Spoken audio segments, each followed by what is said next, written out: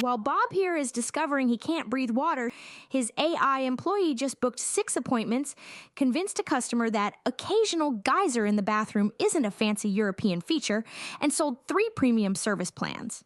Bob's down there, evolving gills and negotiating territory with the drain monsters, but his phone is ringing off the hook with the sweet sound of cha-ching, thanks to his AI receptionist. Your AI employee turning your underwater adventures into overflowing profits. Because while you're playing Find the Leak with your face, someone responsible should be handling your business. Just saying.